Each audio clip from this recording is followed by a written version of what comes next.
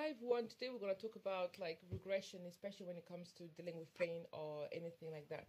Now, the thing about it is this is like this is a realization that I made observing a few elements. So it's a realization that I made about growth, but looking at it from like pain handling, so like back pains or anything like that, which is a situation that I was going through, but also looking into growth within toddlers, children under a certain age who are going through growing pains, as they call it, who have gone through growing pains, as well as looking into growth into any other aspect of your life. So it could be spirituality, it could be growth of character, it could be education, it could be learning something new in that sense. So what is the realization? The realization comes with the fact of regression. And for many people, when you get to the regression stage, it's like a stage of giving up. You give up to the progress that you were doing, and then you forget about it. But now the thing about regression is that regression is very important because regression is is something that actually help this is something that actually help the being in the progression. So now what happened often is I will explain first of all the regression from the point of view of back pains, in which what I understood. So tonight while I was sleeping, I did, I turned and I could feel like uncomfortable feeling. So I had a back pain between like my chest area and kind of like in front of my heart and at the back of my heart, in my back as well. So then the back pain mainly I know it's related to back pain because have been undergoing back pain for a while.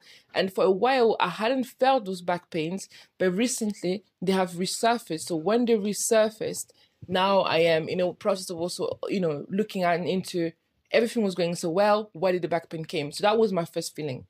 So the first feeling was like, okay, everything was going so well. Why am I in this situation? So the first thing is to actually a reaction of like, it's not my fault.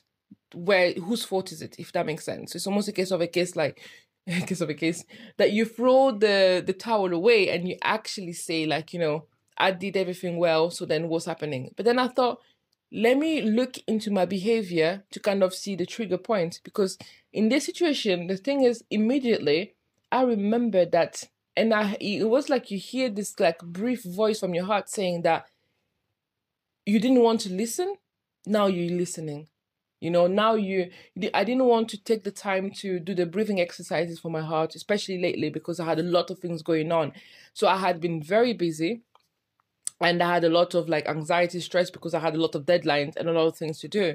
And I was scared of missing the deadlines, but most so I was not listening to my heart, especially because I had to do something that for some reason I could see that it was not going to be the best thing from my health, but I still wanted to prioritize that thing.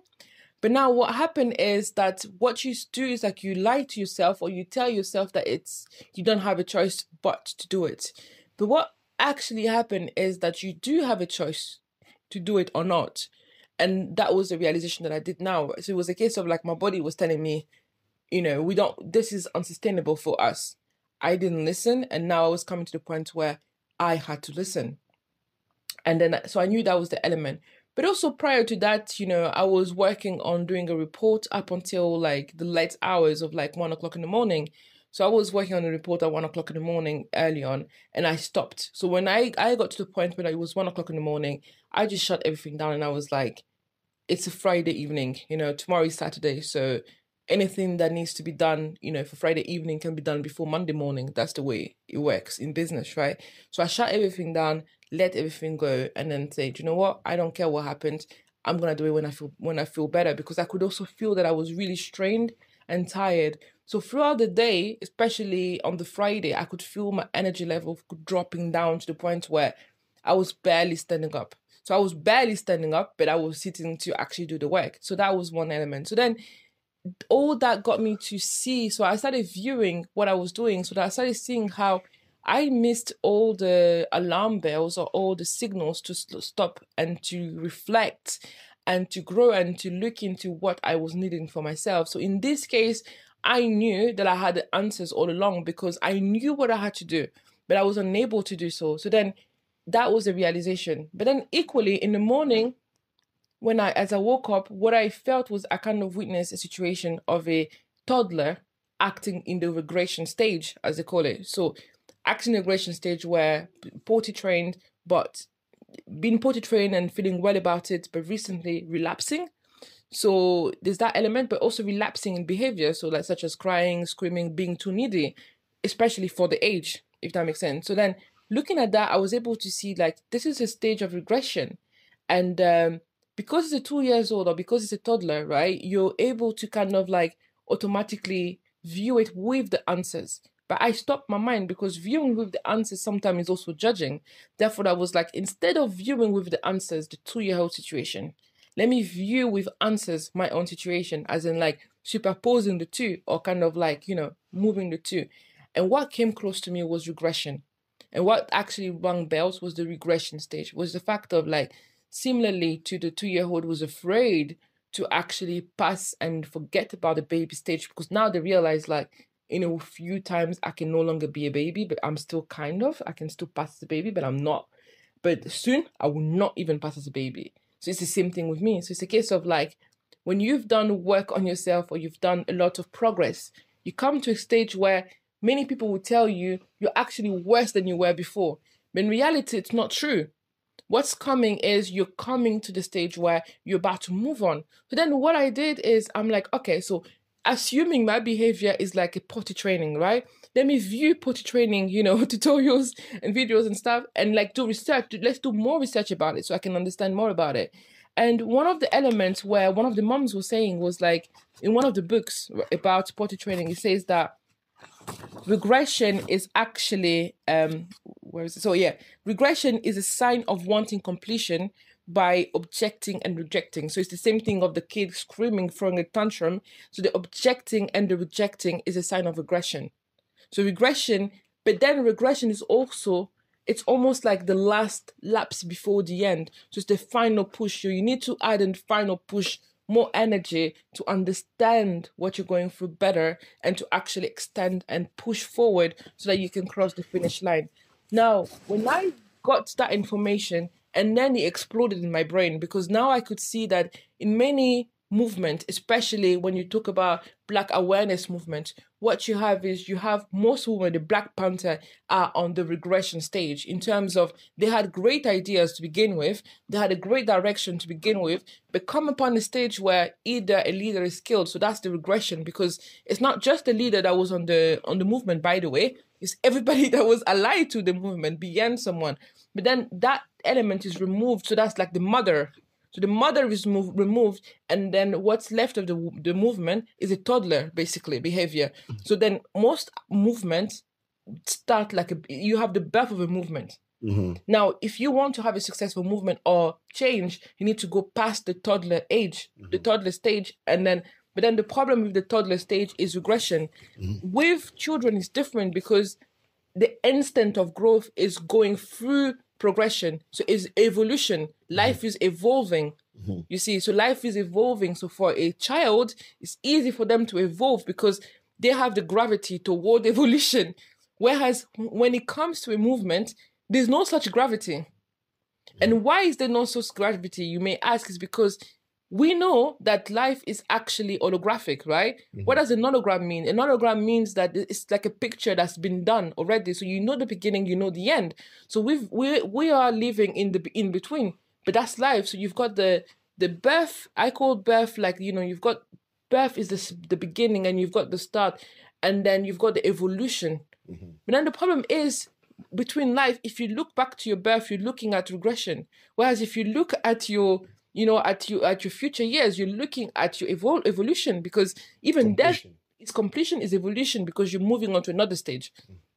Now, that's that. When you take that into account and you take that into consideration, you realize that with someone's life, especially when it comes to a certain stage, humanity has been pushed down to make sure that we take regression at every stage, because you've got teenagers who are in the regression stage as well. You have children, but you have different elements, and throughout your life, you have a midlife crisis. Is actually a regression. I would call it a regression crisis, because you're looking back into what I did, where I should have been, whereas you should look into where can I be. Always looking forward. At the moment you're doing this, looking back to measure yourself to say, I'm a successful person, or I didn't succeed at all because I should have been there, and that exactly regression.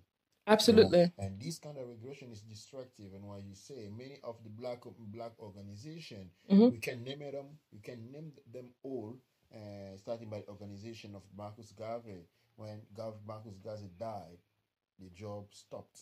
Regression. It didn't stop. It went into regression. You look to idealism like Lumumba, Sankara, all those people when they've been killed, what they did went into regression. And even you can see some process like movements like Nemonantemi, Bedeka, all those movements, they go sometime the leader doesn't have to die at all, but himself go into regression because you have two situations. Yes. First, when the leader dies and the movement as a toddler go into regression. But today we are we are in a kind of state where the leader themselves don't grow anymore and go into regression.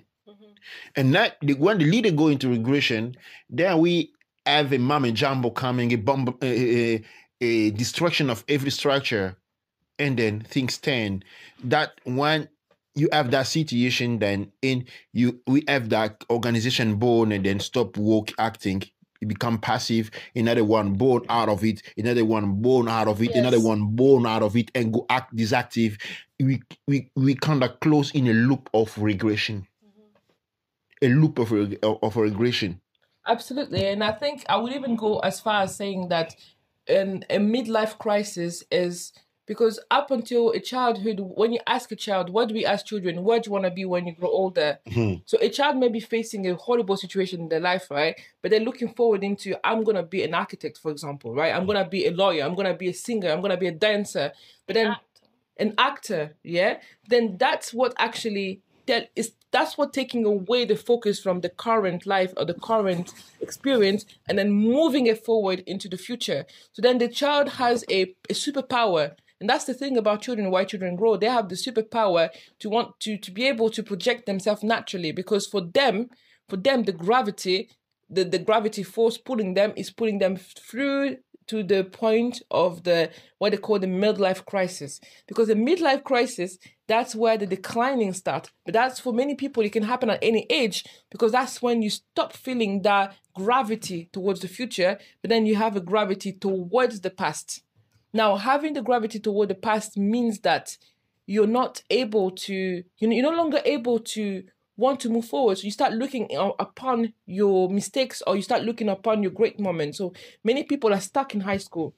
Many grown-ups are stuck in high school because either it was their worst experience or it was the best time of their life. So many people will tell you in high school, and they're not able to actually flourish outside of high school. Most people who flourish outside of high school are people who had a tough time in high school, or a time that they wanted to, that they really looked forward to coming out of high school to be something different, to be themselves. Then when it comes to that point, they can then flourish outside of high school, because that's what they expected to do.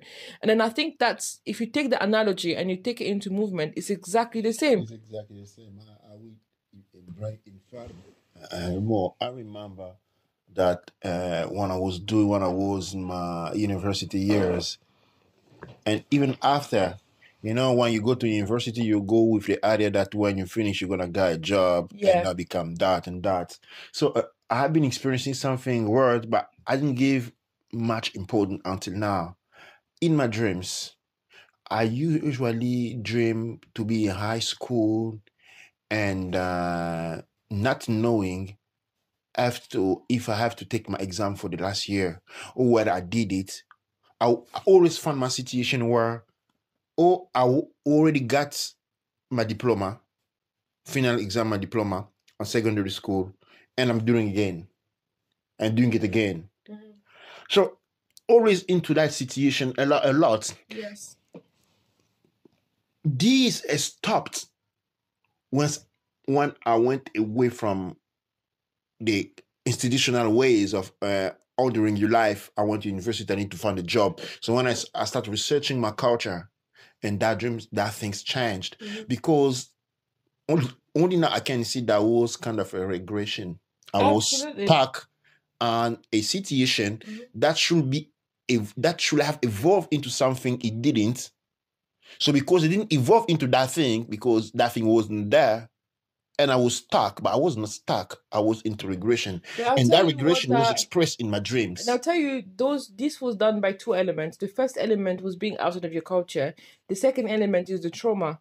Often what we don't understand is like when you leave a country to go live onto another country, you have a trauma. But for many people as well, when you're growing up in a culture that doesn't completely embrace you, or you feel like you're out of place, you can feel a certain type of trauma.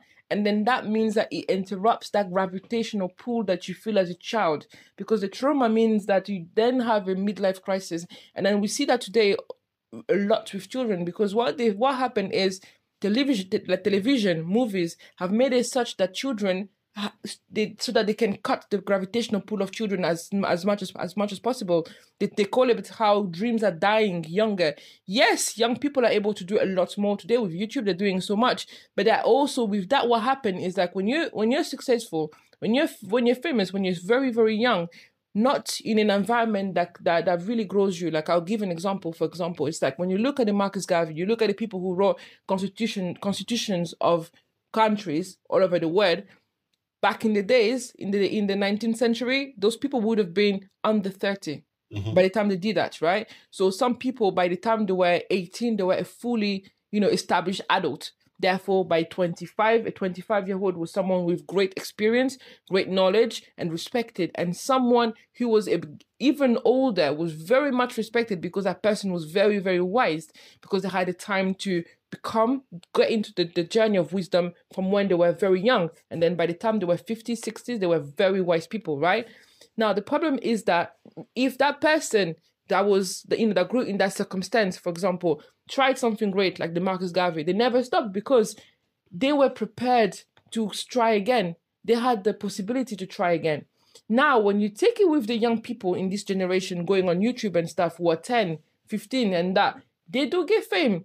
The thing about fame is fame can last for some time because it's a short lifetime. It's a short life cycle within a great life cycle. The problem about it is like once the child or once the person will come to the point where they no longer have the attention that they thought was fame, automatically they go into the regression, they go into the depression, and then they've cut. Or doing wild things on camera. Yeah, they start doing wild things on camera. They start capturing, they start now, it's almost like you start selling your soul, that you start selling yourself, you start doing anything, you forget about your brilliance, and then they cut your projection towards your future. Now you start regretting. So now, by the time you're 18, imagine someone who's been, like, by the time they're 25, all the young people who are famous very young, you can take the Justin Bieber, you can take anybody, right? By the time they're at a midlife crisis age, they've already had so many midlife crises. And then they're in depression, they're doing drugs, they're doing a lot of difficult things.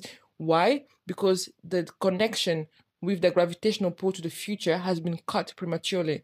And that's what happened to movement. The movement is cut in its infancy to ensure, that's why they talk about infancy as well, to ensure that if the movement is the leader is taken out, the leader represents the mother. Even though the leader is male, and that's the thing, a leader is a female energy. It's a leading force. Leadership is a female energy. The leadership is a female energy. Therefore, the leader attracts just like the mother. And then the child gravitational pull is the mother. Therefore, the moment the mother goes, the child feels like something is missing in my universe. But now the child is taught that it's okay for the mother not to be there. The child is trained to be independent on himself so that eventually they can become a mother. So then in our community, we need to be able to have a wider understanding of what leadership is, the gravitational pull, but also how to ensure that people can break their cycle of regression so that they can activate that gravitational pull on them. What I realized actually was like, when I had the back pain, I started now, like, I was going to start doing stretches, yoga, do so much thing to fix it. But immediate in my heart, I knew, I'm like, this time, for a fact that it's not, your bodily Your body. activity that caused the back change, pain, that's but it not was your mental the state that mind. caused the back pain. Therefore, your mental state or your spiritual state is the only thing that's able to undo it, but not the bodily. And Yeah. that's the Pain, confusion. Pain is caused by the mind. You know, you can take painkiller. The painkiller has one job to get the mind away. You know, but pain or anything we can endure in our life is caused by the mind and the spirit, and only those two can change it. Jeje, you have a question? You will see what I'm about to say something about. Bring an argument. Do your evening flows? I suppose just to give an introduction, we have a young person amazed us in the group, and I do think just to kind of asking a question, like when I was talking about the gravitational pull toward the future, is that something that you feel? For example, do you How ever you dream feel about what do you dream about? Do you dream about what's the most important to you when you were younger, or talk about The present. the present and yeah. Mainly like the present, like where I am now. I mean, the past is there. The future's coming. So like, more voice? if I was like to dream about something, it would be the present, and I have been dreaming about the present, like going to school, studying, preparing for things. Not really like the future. I don't really dream about that all the time. But like in terms of your perception, how do you find your perception? For example, like do you ever think about like what you want to do when you're older? Yeah. Like what do you think about in that sense? Well, I kind of think about what I'm good at already in the present, and like the kind of things that I like to do, and the kind of things that I think that I'm kind of prepared to do in order to get to where I want to be. And that's like how I figure out like what I want to be, because like I want to become an architect. So like I'm thinking that like I'm good at art, I'm good at maths, kind of. I'm getting better at graphics, but I'm prepared to like study more and work harder in like the classes that I need to like be good at. Thank you so much, because I think you put the emphasis on the present, but like what I want to point out as well is that when you talk about, for example, I'm good at art and I'm good at this, I get a sense that it's not a unlike adults, and I think that's where the adults coming through is like for most adults when they talk about I'm good at dancing, right? They talk about it from the point of view of like, I'm good at dancing, period. I'm good at dancing and I know I'm good at dancing because I have experience of knowing how to dance. But when you're talking about I'm good at art, you're talking about I'm good at art and I'm good at all the subjects, but I'm getting better at all these other things as well. So you're talking about the fact that you are on a journey to become better at the art that you're good at already, but you also don't see your skills as that being the end, if that makes sense. Do you like in fact, when you go to school, do you go to school with the hope to get better, or do you go to school to see your friends or just to pass time? How do you see it? I go to school to get better, like friends. It's getting friends and stuff like that, and like socialize, so like stuff that you could like leave at home. So like yeah, I go to school for school. Absolutely. So it's like, how do you see growth? Like, is growth something difficult for you, or is it something that you've accepted and you're fine with? I guess it can be difficult because like growing pains and stuff, and like change isn't always easy. So like I guess it's difficult. Yeah. And also I was going to ask you, like, how often do you feel like you're going through changes? I mean, all the time. Because, like a year ago, if I looked at myself a year ago, I would most likely see, like, a different person or something. Because, like, as I'm growing, I'm learning a lot. Even though it doesn't like seem like a lot, it could just be like a word or something. But I'm still picking something up, and I could apply it to something bigger someday. And how does it make you feel to see like you're growing? And I know you've shared your drawings with me as well. Like you've shared how you've gained so much techniques over the last year or so. So how do you feel like when you see the fact that you've gained so much technique and knowing the fact that you could also gain even more techniques? I guess proud of myself. And like a little bit anxious because like I want to get better like fast. But like I know that's not gonna happen, but I still feel a bit anxious about it. And what makes you feel like it's not gonna happen fast? How do you know that? Well, I mean, like gaining skills, especially like in the art area, is something that's seen as like a slow kind of process that like happens over years than like days or something. Because like I could be drawing stick figures and like I wouldn't see myself drawing like castles with amazing gradients and stuff like the next day or something. It's like something you pick up. Yeah, absolutely. But you know that's the beauty of it as well, because it's a case of like many other adults that listen to this, and I speak especially for people who are over 35 in many cases, would probably even see that even more than me, would see the element of, in what you're saying, there's so much hope in what you're saying, and there's so much, even when you talk about the past, even when you talk about the skills, and you may not realize it, and within your present, your present, your past, and your future are linked into one, if that makes sense. So it's like you're focused onto the present, you're doing what you're doing, you're not questioning your future, you're not questioning your past, if that makes sense. In a sense of like you do what you have to do today. Whereas for us, for myself, and for many other adults, what happened, for example, if I'm to talk about my case, it's a case of like, I'm doing things and I'm always wondering, how is it going to impact? Why am I doing what I'm doing? What's going to happen tomorrow?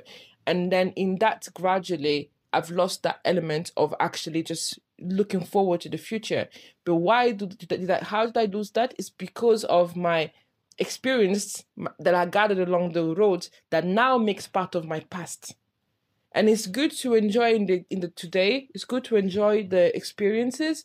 But then the most thing we do is like when we're going through an experience, either we dislocate our attention, like you're saying, to the future or to the past, to the extent where by the time the action is gone, because we didn't pay attention to it, we will then start valuing it later.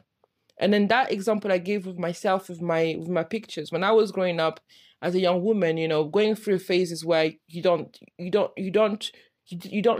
know how to appreciate yourself fully yet. And it's a case of like, I would look at my pictures and yes, knowing that I was very beautiful, but I would still be like, oh, I could have made this pose like this. I could have smiled better. Oh, look at me. Oh my God, I'm making faces. And I still do that until today as well. So to be honest, to be like, oh my God, you took my wrong side or whatever. There's no wrong side in me, but saying that like that, many women or many people say that today. But the point is, what I realized was like 2 years later, that very same photo, when I will look at it with a different intention. So I will look at it with so much love and with so much appreciation, and I will not judge what I was.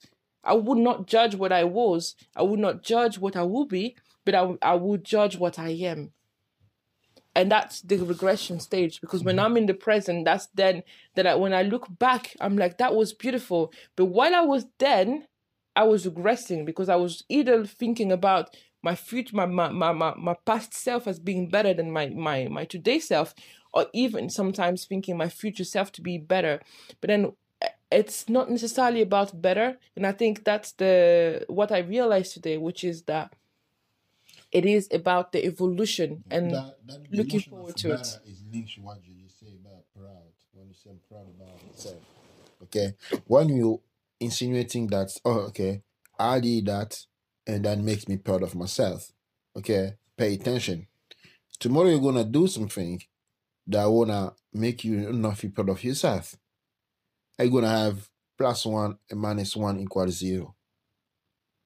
You go into that process of disengaging yourself to proud. Now, the best thing to go through is gratefulness. Be grateful for what you've been given.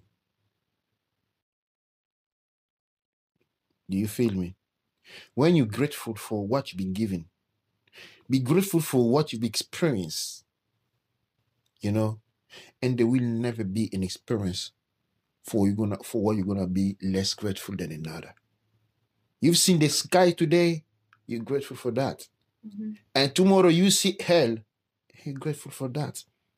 But if you go into the process of proud, you're gonna say, oh, what I did today make me proud that I see the sky, and what you're gonna do tomorrow make you're gonna see the hell. Proud is a very disengaging, and I will put it within the context of regression.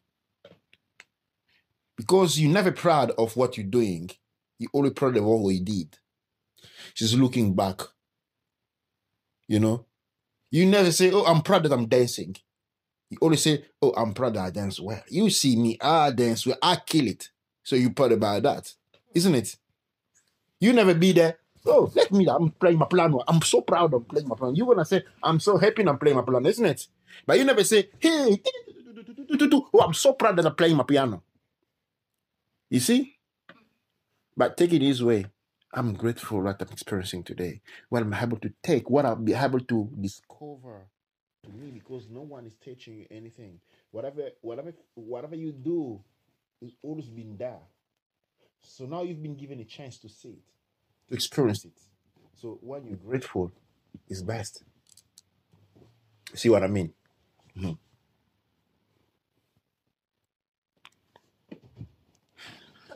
So that was about going a little bit back from where we came from.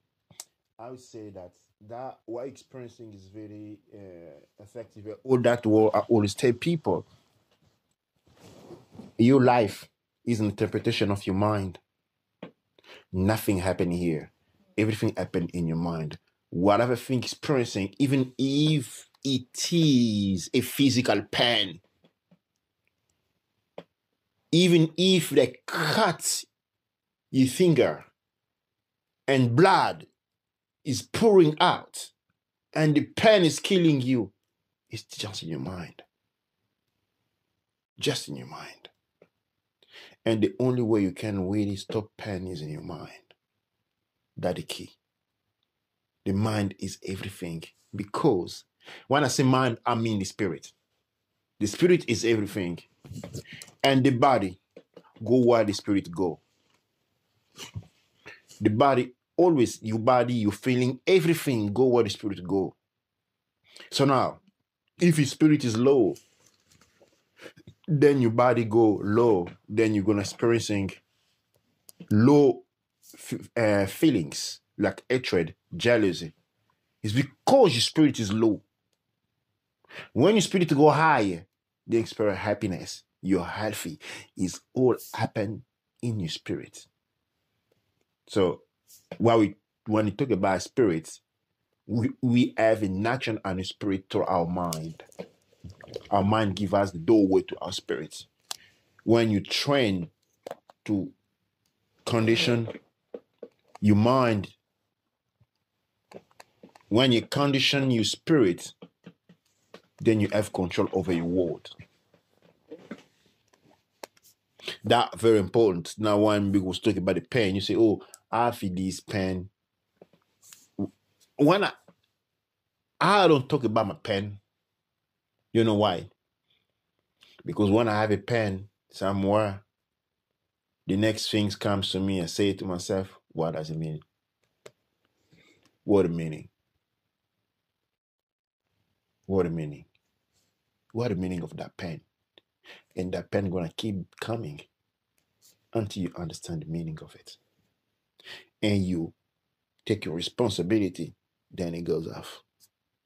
Medicine is always not the solution. Medicine can be useful if you understand why you having that experience, and then you can move on. If you don't do that, and even though you get rid of the pain, it's gonna come again most of it. Some of the time, the spirit is very strong. It may stop you on doing something you're not supposing to, by even killing you. Your body gonna go sick. You're gonna go sick for your mind to stop you doing whatever you're doing, because you know what you're supposed to be doing. You're gonna get you sick. But first, it's gonna try to make you some alarm, to send you some alarm that you should not do that. You should stop and think. If you don't, you keep pushing yourself. Push by need to be and to have. And then your body, your spirit can shut down your body. Even drive you to have an accident, crash car, so that you can listen to him. Mm-hmm. Your man can cripple you so that you can listen to him. That extent of the power of the mind. Ntchr. Ntchr, Amon Ra. And to finish off, I wanted to add briefly that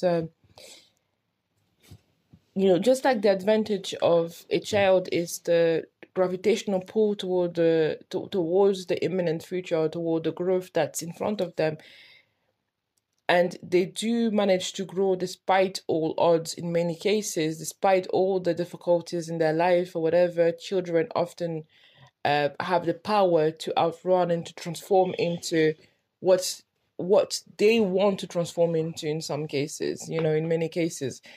I think it's similar with us as well, and we need to remember that, and we need to remember the fact that anytime we come into a journey of growth, that journey of growth comes with the gravitational pull to complete it. And regression is just an indication that although we are coming towards the end, more strength is needed to really be the selected few that do reach the finish line. And in a case, actually, to be the selected many, to be the many that actually do the extra work to reach the finishing line, because it's possible for everyone. And I think it's something that's very worth mentioning and understanding, that sometimes when we're dealing with pain, like you're saying, it's to be understood that, especially when that pain is not caused by the body directly, because we know that stress, the way we eat, what we're thinking, is the result, or is the catalyst, thank you, for many ailments, many illnesses that we may have later in life. Therefore, when you come to that understanding, you also come to the understanding that, yes, you may have a problem physically, but by changing your mindset or by doing the work that's needed, you can come to the solution, and you can come to going over it and understanding that you can beat all the odds to actually arrive to your completion. But knowing that your completion is just an evolution, meaning that it's a new beginning for something else, and that's why it's never ending, and there's always another push that needs to be done, because once you come to the end of a cycle, there's another one starting, because there's no death, there's just life, and that's the deal. So thank you very much for everyone that listened to us, and yes, until next time. Ntchr.